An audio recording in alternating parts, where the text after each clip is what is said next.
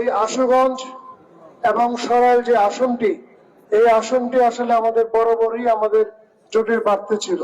আমাদের বিগত দিনে ফজলুল হক আমিনী ছিল, কিন্তু ওনার ক্ষেত্রে একটা ভিন্নতা ছিল যে উনি আমাদের ধানের শীষের প্রার্থী ছিল।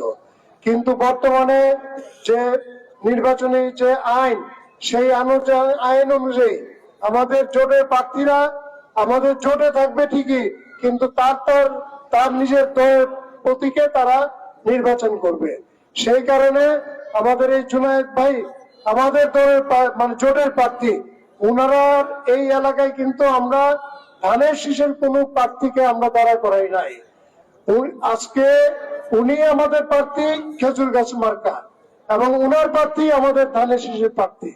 আমরা একটি কথা মনে রাখতে হবে, আপনারা যারা সামনে আছেন সকলেই কিন্তু আমাদের দলের নেতা কর্মী। আপনাদের কিন্তু দায়িত্ব খুবই গুরুত্বপূর্ণ। আমরা চাই না কোন ব্যক্তির কাছে আমাদের দল হেরে যাক, এটা কিন্তু আমাদের খেয়াল রাখতে হবে। আমরা চাই না কোন ব্যক্তির কাছে আমাদের দল হেরে যাক। আমাদের দলের যে প্রার্থীতা দিয়েছেন সেটা কিন্তু আমাদের মাননীয় ভারপ্রাপ্ত চেয়ারম্যান জনাব তারেক রহমানের নির্দেশে কিন্তু এই প্রার্থী দেওয়া হয়েছে। এবং আপনারা দেখেছেন আমাদের সম্মানিত মহাসচিব জনাব ফখরুল ইসলাম আলমগীর আমাদের এই জুনায়েদ আল হাবিবের প্রার্থিতা ঘোষণা করেছেন আমাদের জোটের প্রার্থী হিসেবে।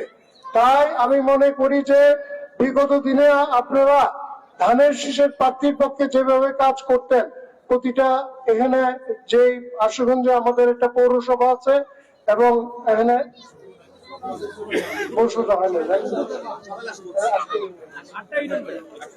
আমাদের 8টা ইউনিয়ন আছে। এখানে আমাদের 8টা ইউনিয়নের নেতৃবৃন্দ আপনাদেরকে অনুরোধ জানাবো যে আপনারা বিগত দিনে আমাদের আমিনী সাহেবের নির্বাচন যেভাবে করেছেন একদম কমিটি ধরে কেন্দ্র ভিত্তিক, ঠিক একইভাবে আগামী দিনেও আপনারা আমাদের জোটের প্রার্থী খেজুর গাছ মানে ধানের শীষের প্রার্থী আমাদের খেজুর গাছ মার্কায় আপনারা সেভাবে কাজ করবেন, এটি আপনাদের কাছে আমাদের প্রত্যাশা।